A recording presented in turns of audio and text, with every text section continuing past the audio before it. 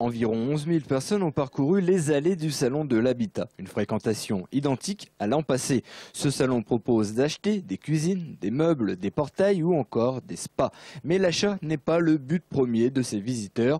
Ils cherchent de plus en plus des conseils de professionnels pour leur habitat. Vous ne sortez pas le carnet de chèques pendant le salon.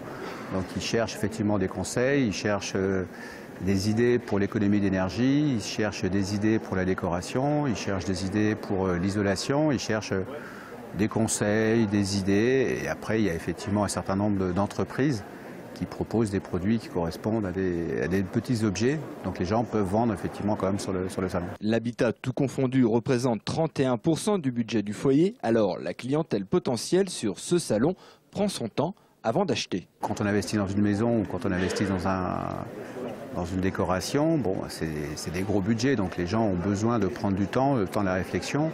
C'est normal qu'ils consultent plusieurs entreprises. Je pense que malgré la crise, effectivement, une des grosses tendances de cette année, c'est que les gens se focalisent beaucoup sur la décoration. Donc c'est un secteur qu'on a souhaité développer cette année, parce que dans un contexte difficile, les gens ont besoin d'être chez eux pour retrouver des valeurs qui correspondent à leur personnalité. Donc la grande tendance, c'est la personnalisation de l'intérieur. Sur cette 20e édition, 80 métiers de l'habitat étaient représentés, de la décoration aux énergies renouvelables. Les 140 exposants sont satisfaits de ce cru 2012. Le salon de l'habitat a très bien marché, un bilan plutôt positif, des gens intéressés qui sont venus parce qu'ils avaient un vrai besoin, une vraie recherche. Voilà, ils recherchaient vraiment des artisans, ils avaient un projet bien précis. Je suis assez contente de moi parce que c'est vrai que hier nous avons eu une très bonne journée.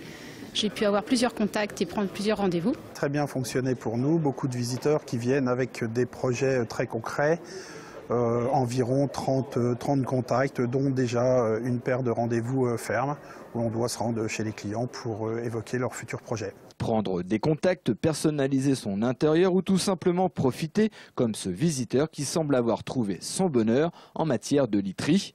Le salon de l'habitat, au même titre que celui de la gastronomie, est l'un des rendez-vous préférés des Aubois.